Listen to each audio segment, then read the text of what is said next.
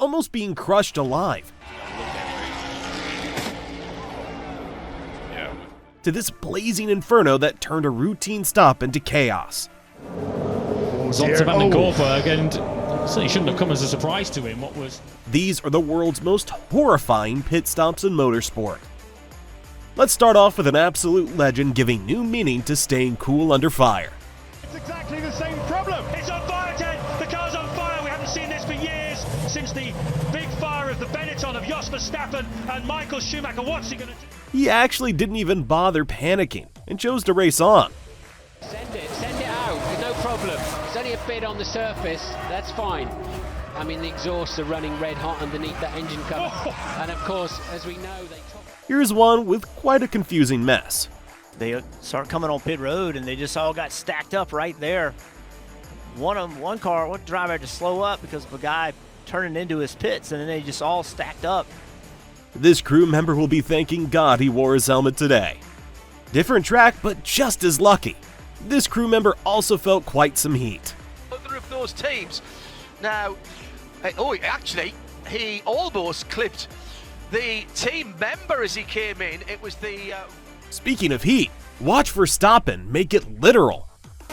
Well now, just let's keep calm. There are a lot of fire officials down there, and the fire is already out. When the nozzle came out of that was supposed to seal it. The fuel splashed. Luckily, the crew was well equipped to handle this kind of heat. And see how 3 seconds later, that tremendous inferno there, Verstappen in the middle of it, must have been absolutely terrible. This next one's just gotta hurt. Well, let's just say the soul.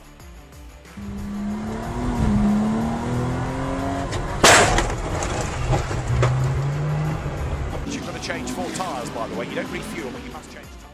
So, at pit stops, you're supposed to get new tires, right? Wrong. Check out Mansell's bad luck. Less than 8 seconds he's away, but the right rear flies off, scattering other mechanics. And the 3-wheeled Williams stops in the pit lane. Mansell is stranded. He can do absolutely nothing. It's almost as soon as he launches back again for the race.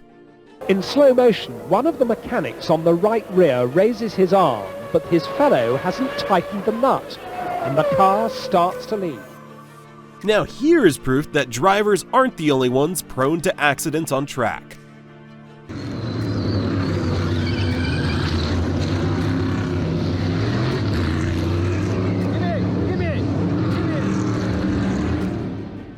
The crew member's agility saved him from quite an agonizing couple of months. Talking about agony, try to feel what Ricciardo might have felt here.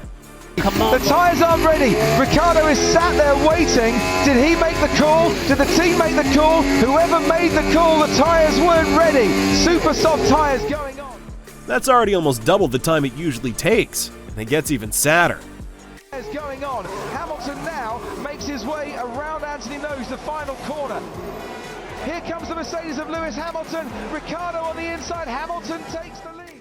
That's right, lost the lead in a matter of seconds. Here's one that hurt more than the racer's progress coming into the pit lane. Whoa, this doesn't look good. And that can't be comfortable. No, but it was a good athletic move to keep himself from getting hurt. And then there are those that mess it up on their way out of the pit lane. Trying to get out of his pit stall. Bench with the 43 of Allmendinger. There's the first close call. Coming out around the Allmendinger car. But at least it wasn't out of control like this one.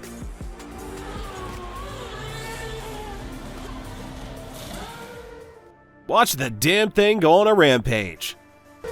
And there was mayhem at Renault and Force India. Imagine having to navigate this sort of an obstacle on track. Time. The wheel was heading down the pit lane on the right, and a mistake proved costly. What you're about to see next isn't a war zone. Looks like it's right down around the Eric McClure. We got a guy on fire too behind the wall. Oh my goodness, a scary situation on pit road here at Richmond. And look how easily these firestorms can start. Eric McClure's couldn't see who was on fire because of all the flames and smoke. Wow. Wow, look at the fuel man. We haven't seen a fire like that in a long time. Here's probably the luckiest man around that incident. Yeah, awake and alert, and we certainly don't know the extent of his injuries, and this could very well be the fuel man who also was in the middle of the fire, and I believe, Brad, it was O'Brien. It was confirmed that there were no serious injuries. Now this is how you hop off the track in style. Wait for it. Now she came in on turn 3 as opposed to pitting off turn 4. This is her exiting her pit box. Oh boy. And no, this isn't a scene out of Charlie's Angels. Here we can see Bruni facing the heat. The immediate response of the mechanics ensures the flames are put out in seconds. Bruni gets out, he's safe, but he has inhaled some of the fumes and is struggling for breath. Fearing a second ignition, he bailed out pronto. The team have had a lucky escape. Seriously quick thinking. Talking about quick, see if you can figure this out. Other of those teams, now, actually, he almost clipped the team member as he came in. That's right, you gotta watch that twice to wrap your head around it. Now this seems like a regular refuel, but wait for it. Was the only problem. He had a tire going down. They have not raised the hood whatsoever. Looking beneath the car is Dale Inman, and a fire breaks out in the pit. Nothing regular about it. Now that's something you don't often see in NASCAR. One crewman runs away from this. Now the extinguisher bottles go down onto the gasoline, spilled over the rear of the car. If you watch closely, you'll realize one of the pit crew caught on fire and ran into the crowd before teammates could control the situation. Speaking of, somebody's gotta get these tires under control.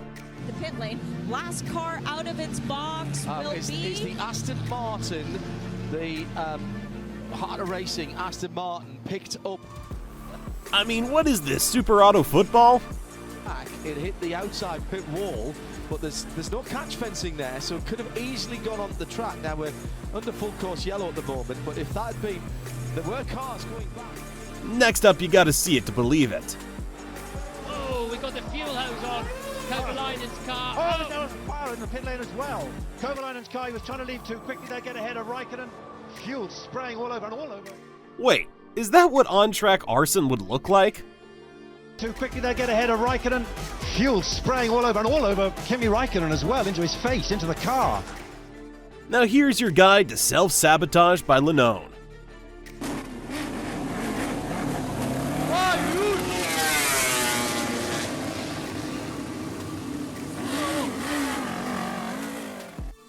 Luckily, he didn't clip the front end coming in this hot.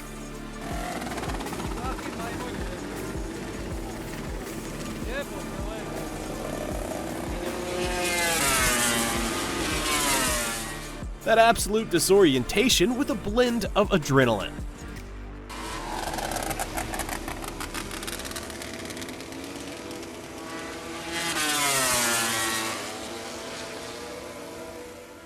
That was him realizing he incapacitated the replacement bikes once he's ready to go.